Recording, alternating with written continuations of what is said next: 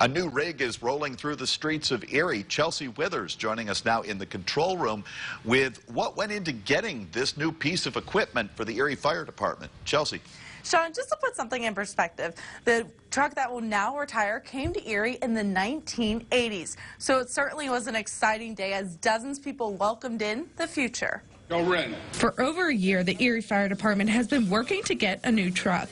Now that it's finally here, firefighters are explaining just how much new equipment comes along with it. From the water rescue tools, all the junkyard dogs, all new hose, everything, all new hand tools. It's really going to be a great upgrade for the crews of Engine 6. In order to get the new rig, funding was needed. The truck cost over $650,000, and the Commonwealth covered most of it, which was made possible by local representatives. We wanted to make sure that the firefighters in Erie have the best equipment, as well as the taxpayers, that they get the best bang for their buck.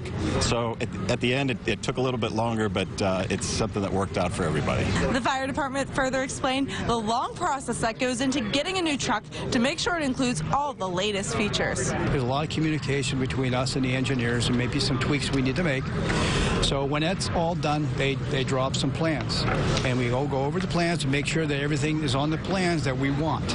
And then from then, they build it, and then we go inspect it, and next thing you know, it's sitting here on South Park Road.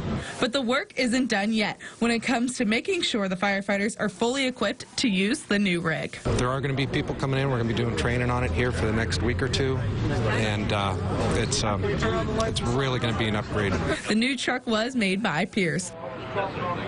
Now, if you don't see it on the road, you can catch the new rig at Station 6, which is located on West 26th Street. Sean? Chelsea Withers reporting tonight in the control room.